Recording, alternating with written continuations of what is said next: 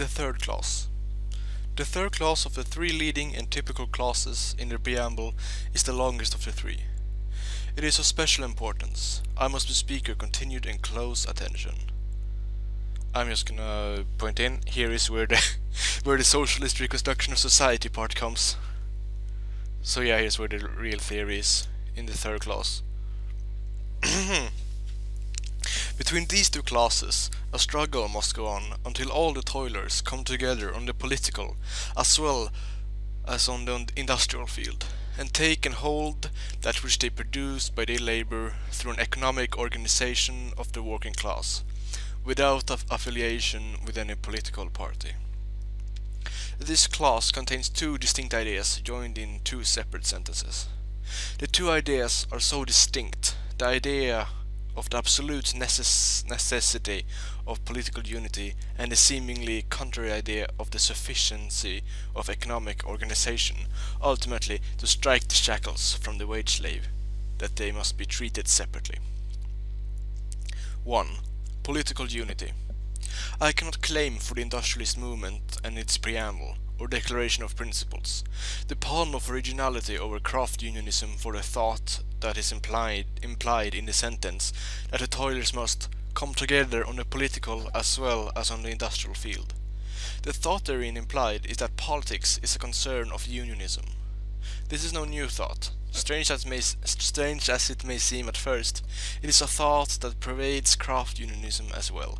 Stranger still, it is a thought that the labor lieutenants of the capitalist class, in charge of craft or pure and simple unionism, have made themselves the special guardians of.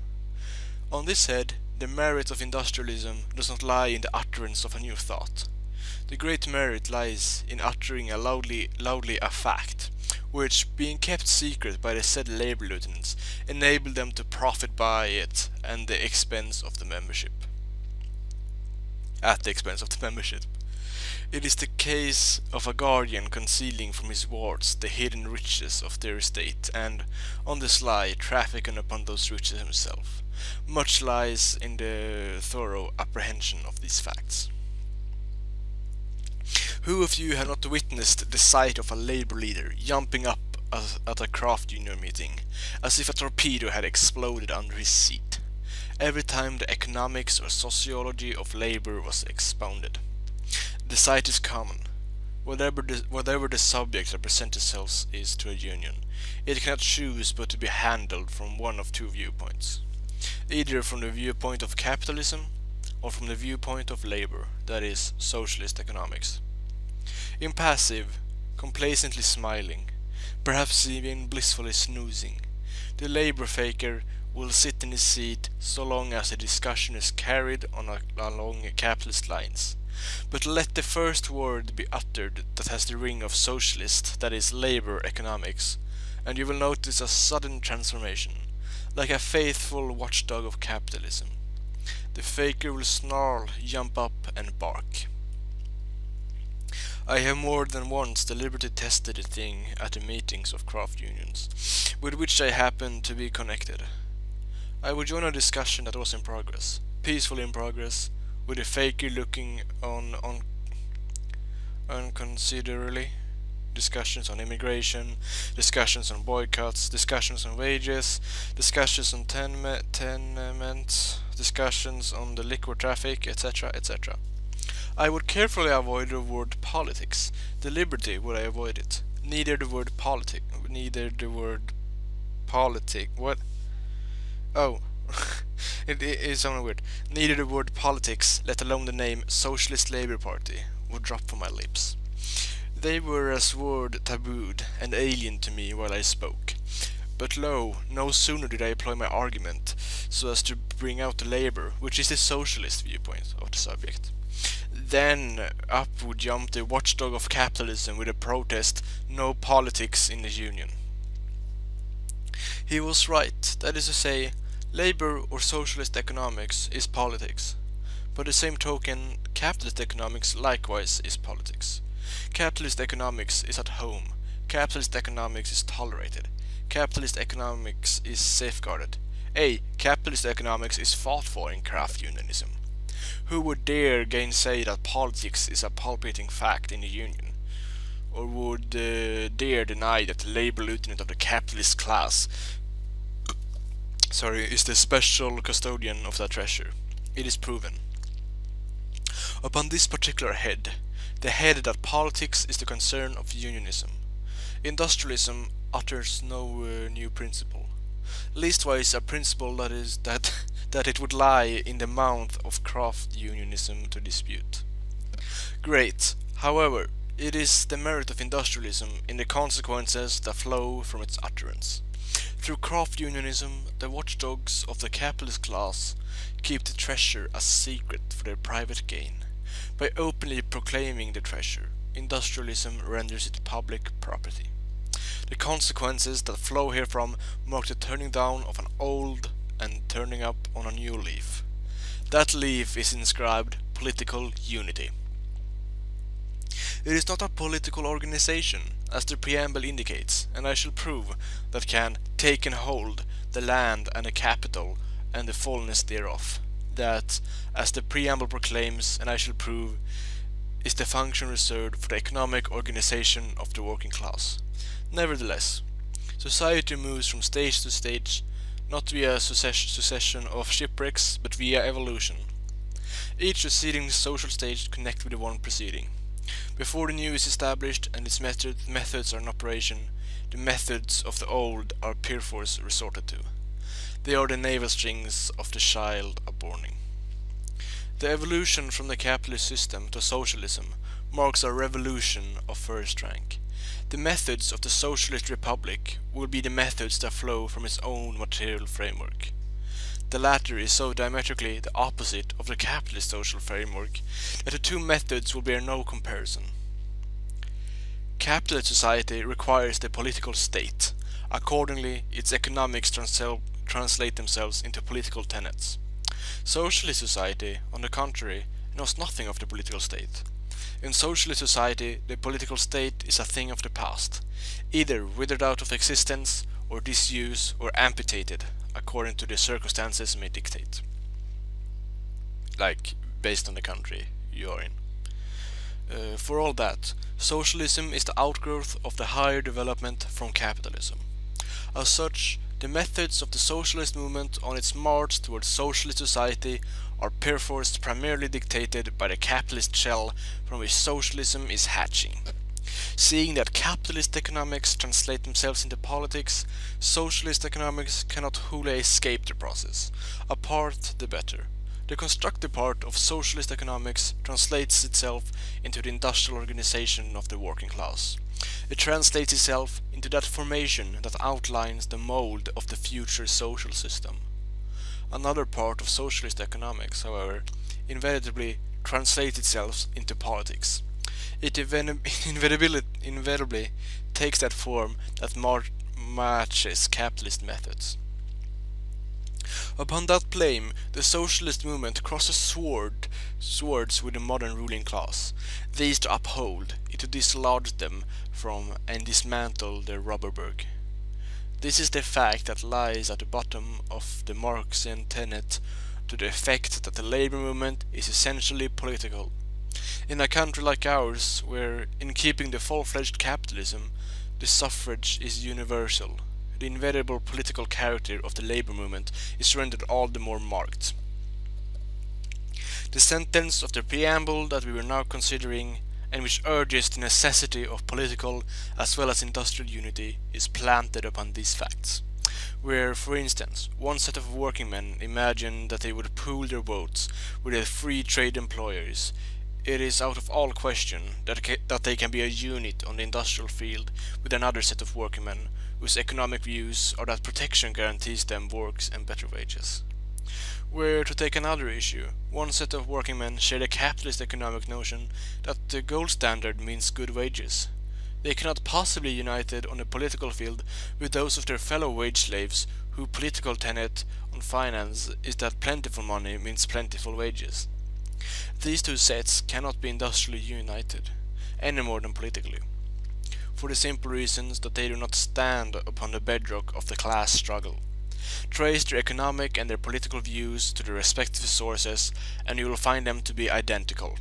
The fundamental error that the employee's condition is dependent upon the condition of the employer. The baneful result of the error is obvious.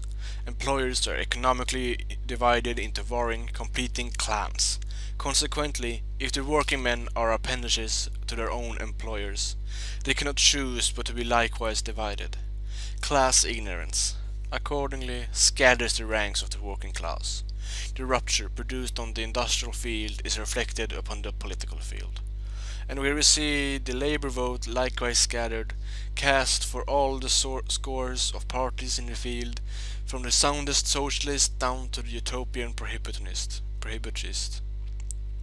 words. And on the other hand, the rupture exhibited upon the political reacts back upon and intensifies the division on the industrial field where, thanks to the baneful policy of craft unionism, we see labor's hand at labor's own throat. In this connection, the speculative question has sprung up in some minds whether political unity is brought about by industrial unity, or industrial unity by political unity. As a question of speculative philosophy, it may be relegated to the realm of idle discussion. In natural philosophy, a similar question appears in the conundrum. What was first, the hen or the egg? One man answers, of course the hen. Without the hen there would be no fowl to lay the egg. Another declares, nonsense, the egg must have been first. Without the egg there is nothing for the hen to be hatched out of. We know that in material life the evolutionary process is so gradual that result reacts back upon cause in such an endless chain that in the limited time of span of man's observation, the exact line of demarcation is not always ascertainable. Cause and effect becomes relative matters, frequently dependent upon a viewpoint of the movement. It is likewise in social matters. As an abstract question, it is idle speculation whether political clearness causes economic clearness, or inversely, economic clearness bring about political clearness. We know that at certain stages of the movement, political clearness may be ahead of industrial clearness, and will act upon and stimulate it. Likewise do we know that at certain other ages, there is no political unity. Consequently, no political clearness possible is except as a result of economic unity, and that presupposes clearness. He who is engaged in raising poultry will get the eggs from which to hatch the hens. He who wants the eggs for the market will get the hens to lay them. He who wants both will cultivate both. He will not wear out his energies in speculations regarding the original cause. That is the posture of the preamble of the industrial workers of the world. It recognizes the necessity of both political and industrial unity. It proclaims the fact, nor does it conceal its opinion as to which of the two, at this stage of the movement, must precede in order to make the other possible. The construction of the sentence under consideration, proclaiming the necessity of unity on the political field as well as on the industrial field, amply indicates which of the two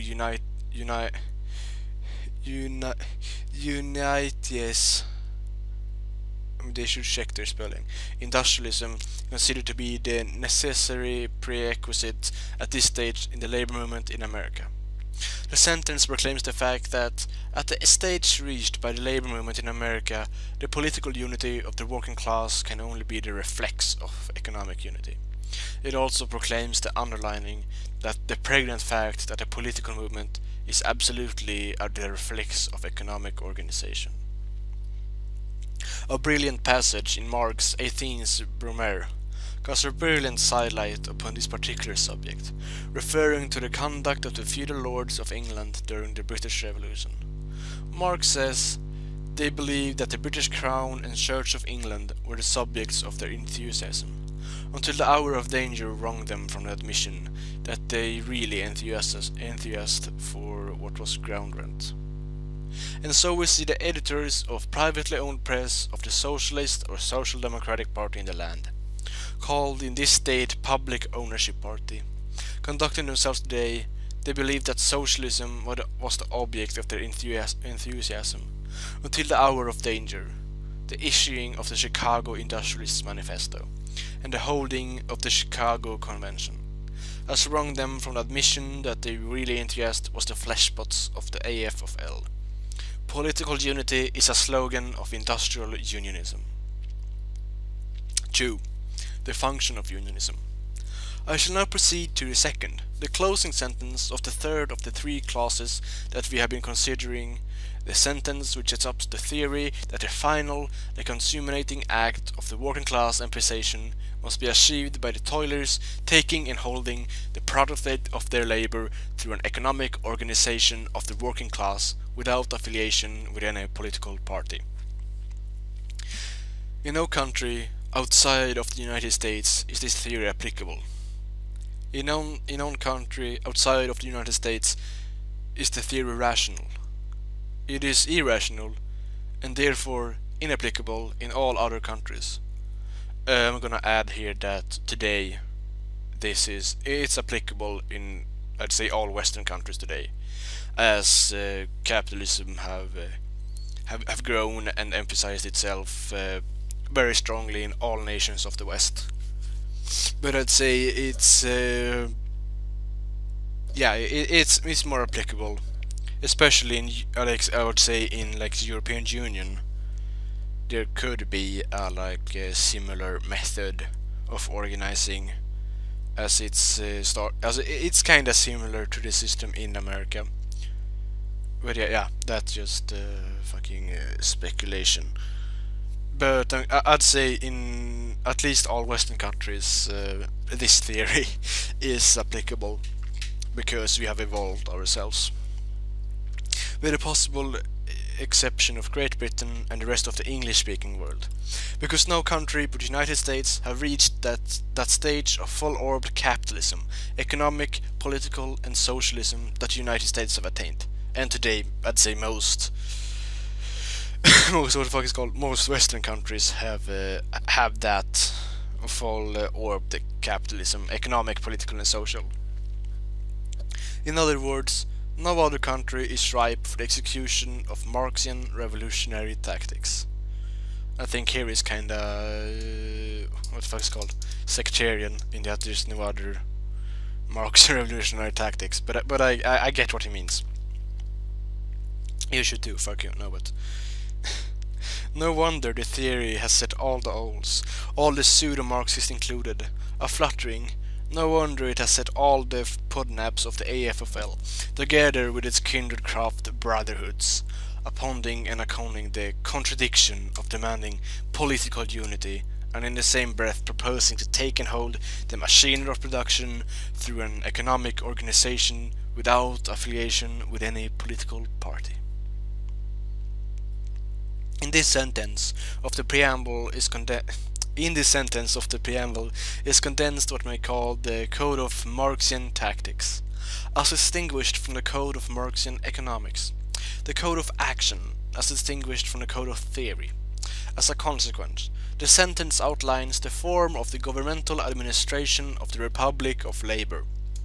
It involves the vital question of the function of unionism, a question that is so widely misunderstood that, on the one hand, we see the intellectual ever sneering at unionism and arguing, as is his wont, from partly correct and mainly false premises, that the union is a passing institution, not worth bothering about, and on the other hand, the unionist, so-called, with practical instinct, tells him the union is no passing institution, but who blunders into the superstition of revealing as unionism that which is purely a capitalist and conscious labored union, in order to deceive and calculated to block indeed the path of unionism. The preamble of the industrial workers of the world is the first pronouncement on the field of practice that clinches this many-sided issue, as becomes her opportunities, therefore her duty. This fruit first ripped on the soil of America. It does not lie in a political organization, that is a party, to take and hold the machinery of production. Cough, cough, fucking Bolsheviks. both the reason for a political party and its structure unfit it for such work. I have had at considerable length dealt with some of the aspects of this question in the address I delivered last year in Newark, New York, I think. I don't know. The burning question of trades unionism. I shall now take it up somewhat more in detail. The reason for a political party unfits it to take and hold the machinery of production, as shown when I dealt with the first sentence of this class. The sentence that urges the necessity of political unity. The reason for a political movement that exignes of the bourgeois shell in which the social revolution must partly shape its course. The governmental administration of capitalism is the state, the government proper, that the institution is purely political power, in the language of Marx, is merely the organized power of the capitalist class to oppress, to curb, to keep the working class in subjection. The bourgeois shell in which the social revolution must partly shape its course dictates setting up a body that shall contest the possession of the political Roberberg by the capitalist class. The reason for such initial tactics also dictates their ultimate goal: the razing to the ground of the Roberberg of capitalist tyranny. The shops, the yards, the mills, in short, the mechanical establishments of production. Now in the hands of the capitalist class, they are all to be taken, not for the purpose of being destroyed, but for the purpose of being held, for the purpose of improving and enlarging all the good that is latent in them, and the capitalism dwarfs. In short, they are to be taken and held in order to save them for civilization. It is exactly the reverse with the political power that is to be taken for the purpose of abolishing it. It follows herefrom that the goal of the political movement of labor is purely destructive. Suppose that, at some election, the class-conscious political arm of labor were to sweep the field. Suppose the sweeping were done in such a landslide fashion that the capitalist election officials are themselves so completely swept off their base that they wouldn't, and if they could, that they couldn't, if they would, count us out. Suppose that from President down to Congress and the rest of the political redoubts of the capitalist political Roberberg, our candidates were installed. Suppose that, what would there be for them to do? What should there be for them to do? Simply adjure themselves on the spot, sin die?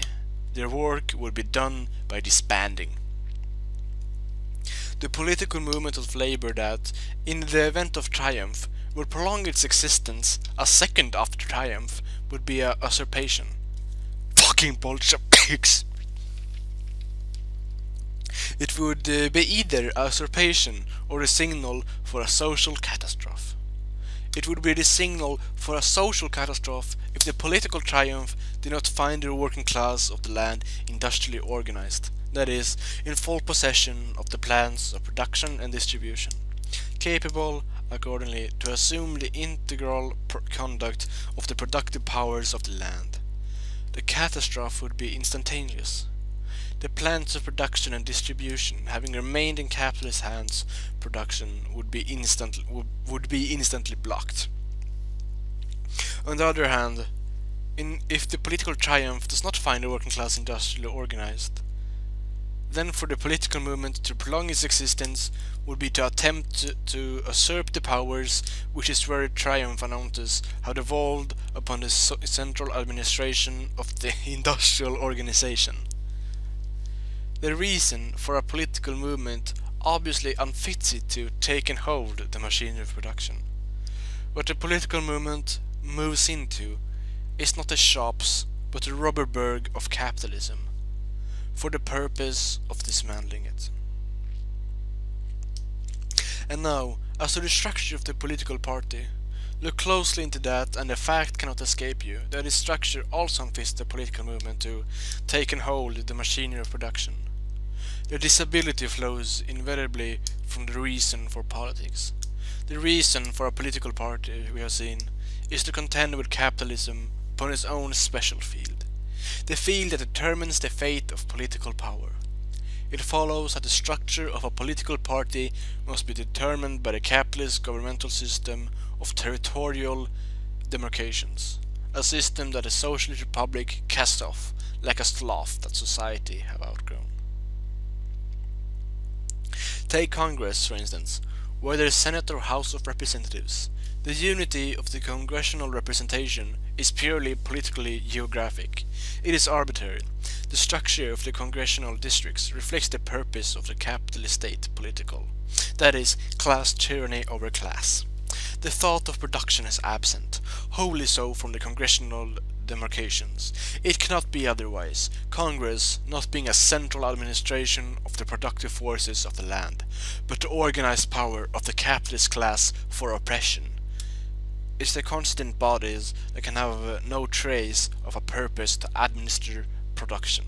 Shoemakers, bricklayers, miners, railroad men, together with the workers in all manners of other fractions of industries, are accordingly jumbled together in each separate congressional district. Accordingly, the political organization of labor intended to capture a congressional district is wholly unfit to take and hold the plants of industry. The only organization fit for that is the organization of the several industries themselves, and they are not subject to political lines of demarcation. They mock all such arbitrary imaginary lines. The central administrative organ of the Socialist Republic, exactly the opposite of the central power of capitalism, not being the organized power of a ruling class for oppression, in short, not being political, but exclusively administrative of the producing forces of the land. Its constituent bodies must be exclusively industrial. The artillery may support the cavalry. The cavalry may support the infantry of an army in the act of final triumph. In the act, however, of taking and holding, the nation's plans of production, the political organization of the working class can give no help. Its mission will have come to an end just before the consummation of that consummating act of labor's emancipation. The form of central authority to which the political organization had to adapt itself and consequently looked will have ceased to be, at the slough shed by the serpent that immediately reappears in his new skin. The political state will have been shed, and society will simultaneously appear in its new administrative garb. The mining, the railroad, the textile, the building industries, down or up the line, each of these, regardless of former political boundaries, will be the constitution of that new central authority, the rough scaffolding of which was raised last week in Chicago. Where the general executive board of the industrial workers of the world will sit, there will be the nation's capital. Like the flimsy card houses that children raise, the present political government of countries, of states, of the city on the Potomac herself, will tumble down, their places taken by the central and subordinate administrative organs of the nation's industrial forces. Obviously, not the structure of the political movement, but the structure of the economic movement is fitted for the task to take and hold the industrial administration of the country's productive activity, the only thing worth taking and holding.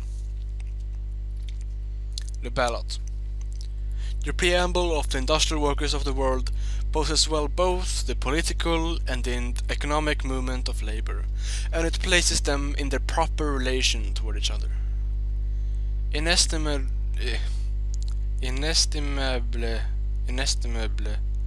I can't speak English, is the value. Dignified by the posture of the political movement, it affords the labor movement the opportunity to vindicate its purposes, its aspirations and its methods, free, over and above board, in the noonday light of the sun, whereas otherwise its agitation would be consigned to the circumscribed sphere of the rat hole. The political movement renders the masses accessible to the propaganda of labor. It raises the labor movement above the category of a conspiracy. It places the movement in a line with the spirit of the age, which, on the one hand, denies the power of conspiracy in matters that not only affect the masses, but in which the masses must themselves be intelligent actors, and on the other hand demand the freest of utterance. In short and in fine, the political movement bows to the methods of civilized discussion.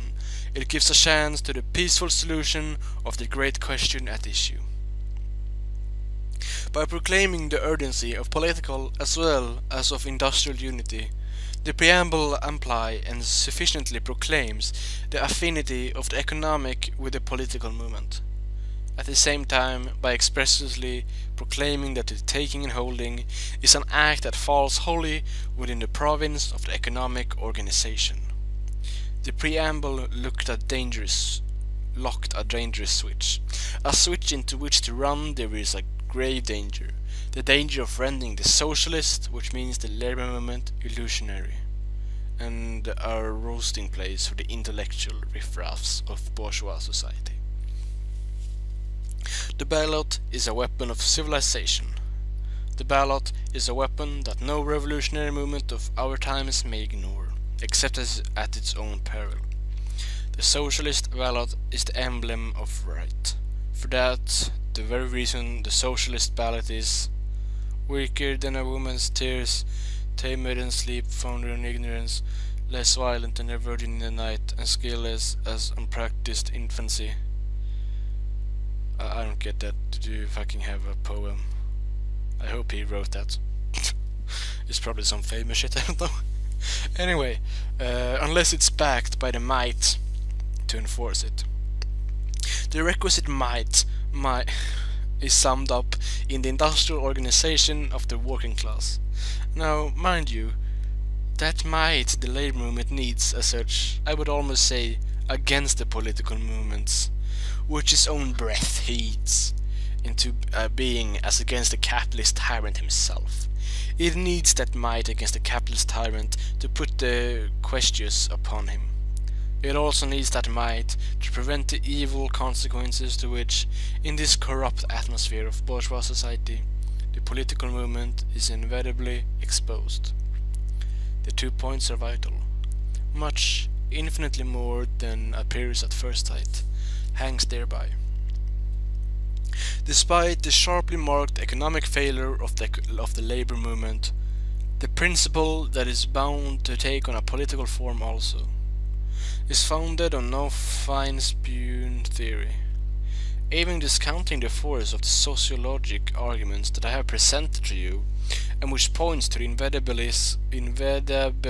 fuck of the political manifestation of the labor movement, there is a consideration that I have referred to only incidentally so far, and which when properly weighed, places the matter beyond the peradventure of a doubt. The consideration is the existence of universal suffrage in the land. The institution is so bred in the bones of the people that, notwithstanding it have become a gravel in the shoe of the capitalist, he, powerful though he is, dare not abolish it outright. Among such a people, chimerical is the idea of expecting to conduct a great movement, whose palpable aim is a socialist revolution, to the slogan of abstinence from the ballot box. The proposition cannot choose but brand its supporters as freaks. Whether the economic movement wills it or not, its political phase will assert itself on a political field. Men from its own ranks, and men from outside its ranks, will raise the standards of labor politics, nor will the capitalist be slow in endowing, while humouring the thing, to draw the string from it. Watchfully, though he guard his political burg, he will from time to time carefully select some promising candidate from the labor ticket and allow him admission. Or maybe he is sometime taking napping, and some labor candidate slips through the fingers of his outpost at the ballot box. Subjected to the lures and wiles of the disposal of the capitalist, these successful labor candidates in the parliament of capitalism 10 to 1 succumb They succumb due either to their own inherently corrupt souls or to their muddle-headedness. In either case, they betray their working class. The effect is harmfully felt by the economic movement. Against this danger, there is but one protection: the industrial, that is, the class-conscious economic organization to keep that battle straight. Nothing short of an economic organization will prevent the evil.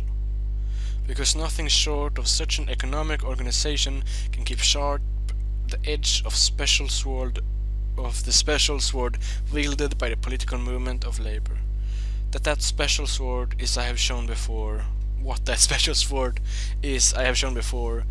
It is purely destructive. The economic movement may take a little at a time. It may do so because its function is ultimately to take and hold the full plans of production and save them for the human race.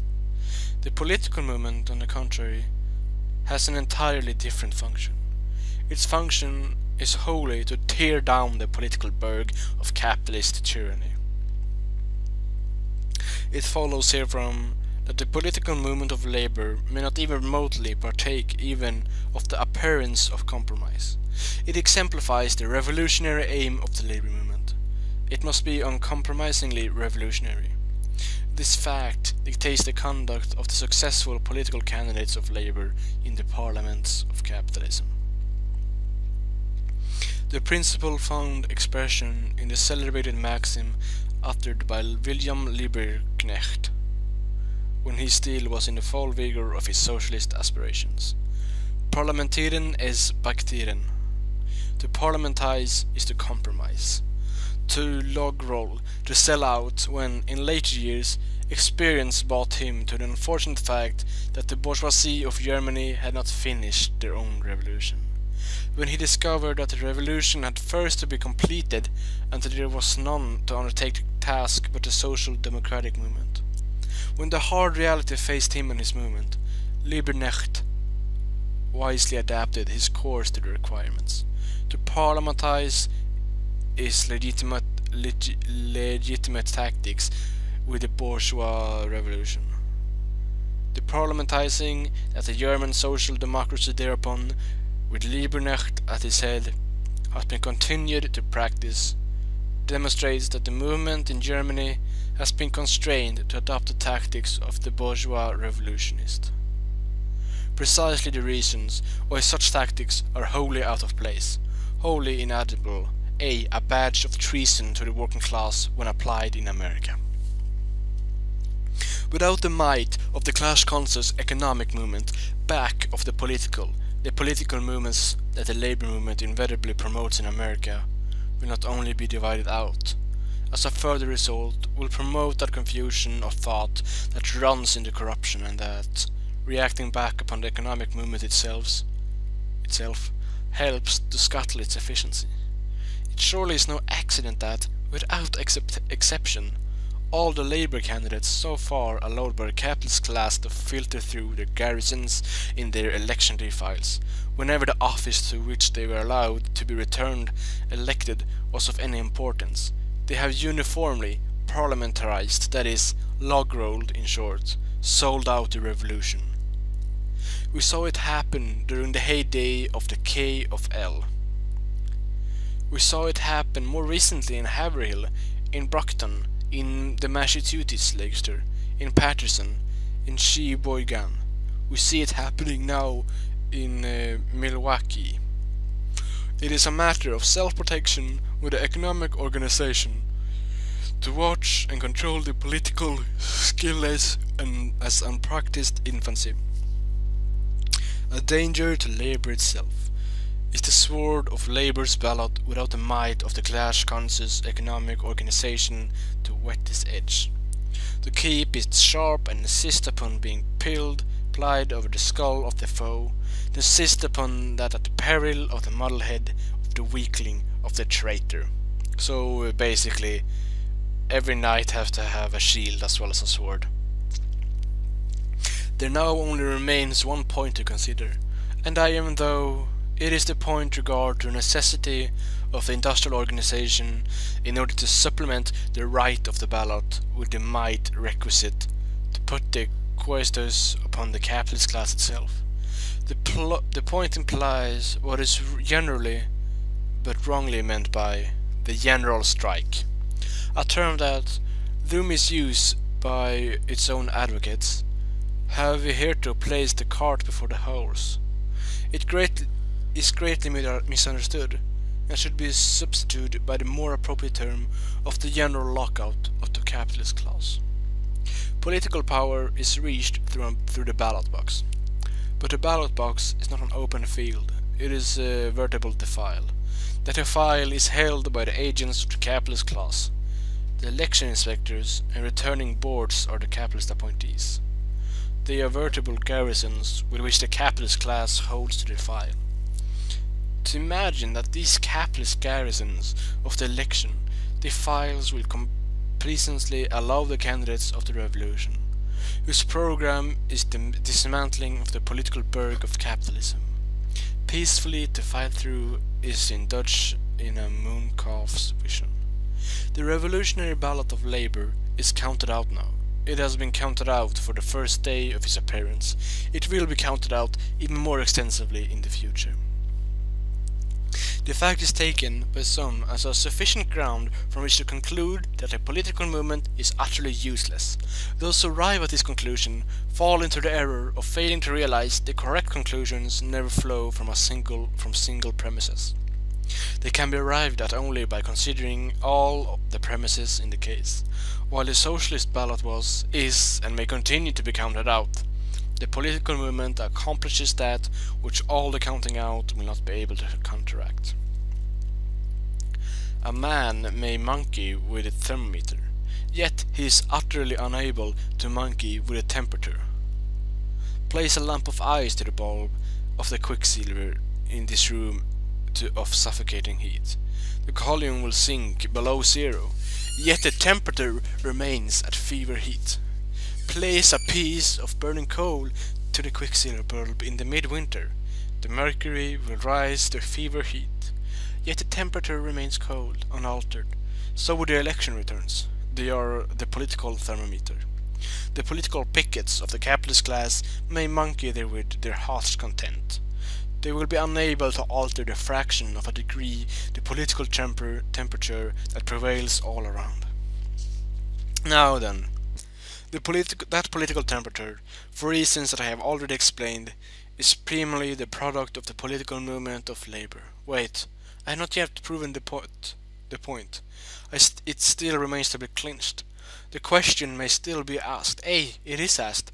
What does the hottest of political temperatures avail if the capitalist class retains the power to nullify it by counting us out? It may avail much. Here in America, it may mean a consummation of that ideal so dearly pierced by the socialist, the peaceful solution of the socialist question. Look across Europe. The feudal spirit still prevails. There is an important respect. As a consequence of the continued prevalence, there are a large chunk of feudal institutions. In Europe, even the capitalist class is feudalized, let alone the surviving feudal heads. Though guilty of all the crimes of the Decalogue, there is one vice that the feudal lord is substantially free from. That vice is cowardice. Valor is the burden of the songs that rock their cradle. Valor is the theme of the nursery tales to which they have raised. Deeds of valor are the ideals set up before them. Take as a type of semi-crazy, semi-crippled emperor of Germany. He will fight whatever the odds. In Europe, a peaceful solution to the social question is all out of question. But how is the lay and the land here in America? Was it songs of valor that rocked the cradles of our capitalist rulers? Was it tales of noble and daring that formed the themes of the nursery tales to which they were brought up? Were the ideals that they gathered from their home surrounding the ideals of manliness? In short, did they reach their present position by deeds of valor? No. Daily experience, conferred by every investigation that one set of capitalists institutes against another. tell us that they reached their present status of rulers by putting sand into your sugar, by watering their stocks, by putting shoddy into your clothes, by pouring water into your molasses, by breaching of trust, by fraudulent failures and fraudulent fires, in short, by swindle. Now, then, the swindler is a coward. Like a coward, he will play the bully, as we see the capitalist class doing, toward the weak because disorganized working class. Before the strong, the bully crawls. Let the political temperature rise to the point of danger. Then, all monkeying with a thermometer notwithstanding, your capitalist will quake in his stolen boots. He will not dare to fight, he will flee. At least I, for one, expect to see him flee. But indeed, he will not unless back of the ballot that has raised the political temperature of fever heat is might of the industrial organization. In full possession of the industrial establishments of the land, organized, integrally and consequently capable of assuming the conduct of the nation's production. The complete industrial organization of the working class would then have ensured the peaceful issue of the struggle. But perhaps the capitalist may not flee. Perhaps in a delirium of rage he may resist. So much the worse for him. The might implied in industrial organization of the working class of the land will be in position to mop the earth with a rebellious usper in short order and safeguard the right that the ballot proclaimed. The futility of the ballot alone, however triumphant, was strikingly illustrated 9 years ago during the first Bryan campaign. The political temperature against the plutocratic rulers of the land had risen to a point that they, for a moment, considered the battle of the ballot box was lost in advance. That, however, did not disconcert them. Through their national mouthpiece, Mark Hanna, they threatened to stop production. In other words, they threatened to go on strike. Their threat was no idle bombast. It was known that they could. Craft unionism placed it in their power to do so. The threat had its effect, but let the capitalist attempt, under the pressure of the political temperature raised by the ballot of labor, let him attempt to strike.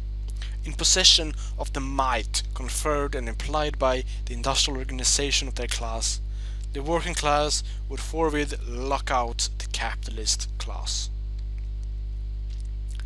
Without political organization, the labor movement cannot triumph. Without economic organization, the day of its political triumph will be the day of its defeat. Industrialism means might. Craft unionism means impotence. All the plans of production, even the vast wealth for consumption, is today in the keeping of the working class. It is working men who are in charge of the factories, the railroads, the mines, in short all the land and machinery of production. And it is they also who sit as watchdogs before the pantries, the sellers and the safe despot values of the capitalist class. It is they who carry the guns in the armies. But this place of vantage is no avail to them under craft unionism. Under craft unionism, only one craft marches into the battlefield at a time.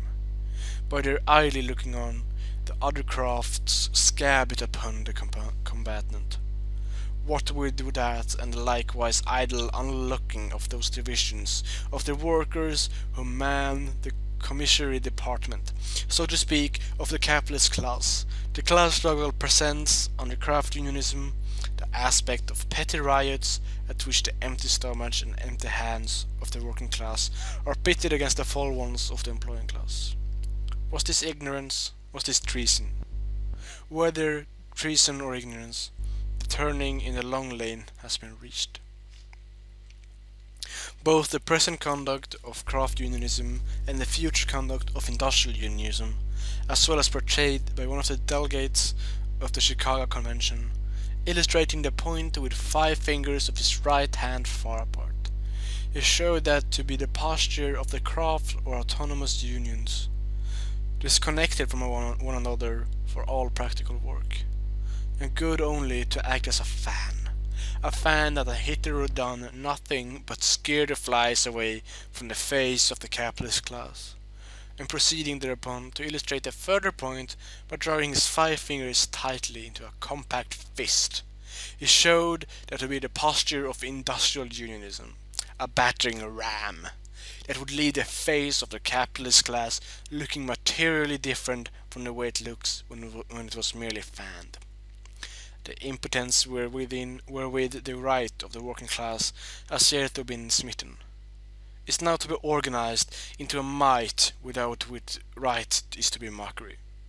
The signal for that organization was struck last week at the convention of the industrial workers of the world, and the word has gone out, as it could go out from no other country but America, in language that fits our full-grown capitalist development. Unite, unite on the economic field upon the only basis of economic unity is possible. The basis of the solidarity of the working class, the only solid fact from which political unity can be reflected. Unite upon an economic principle capable of backing up the right of the labor ballot with the might to enforce it. Unite for the general strike at the ballot box to overthrow the political rubberberg of capitalism, backed by the general strike against, or rather, the general lockout of the capitalist class from the industrial feeds that is usurped. Unite for the emphasization of the working class and to save civilization from a catastrophe. Yeah, that was it. Become the Leonist now. Fucking gays. No, but I think there's a guy. I don't remember his name right now. He's basically the most educated, like, in the world. But he did reading on the burning question of trade unionism, where the questions he did in another voice, which I'ma try, because why the fuck not? It's gonna be shit. But questions. Number 1. Do you not believe that the capitalist class will seek to prevent the growth of the industrial workers of the world by demanding from each employee a sworn affidavit that he is not a member of that organization? They may try that, but it will fail on its purpose. I showed you that the contract, which I was made to sign by a pistol, being held to my head, was null. It was null because it was not I, but the pistol that signed the contract. Likewise with such affidavits, they would not be sworn to by the working man, but by the whip of hunger held over his head. The whip took the oath, let the whip keep it. If I were to join that new union, I would immediately be thrown out of work by the officers of my organization. What is a man to do? Look across Russia. Individual uprisings are speedily crushed. The individual safety lies in mass uprising.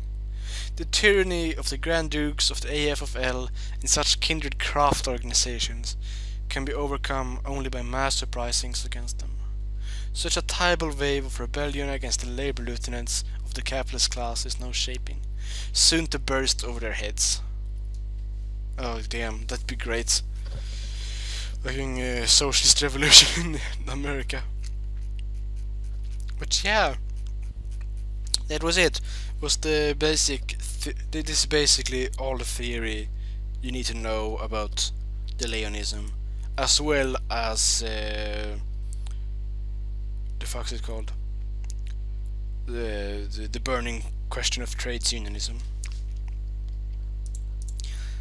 There's obviously more things on, for example, social issues and things, but this is the general, especially the third part, where where the Leonist theory is based upon.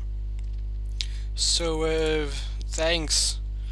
Subscribe and give a like and watch other videos and make me rich or some shit. I don't give a fuck.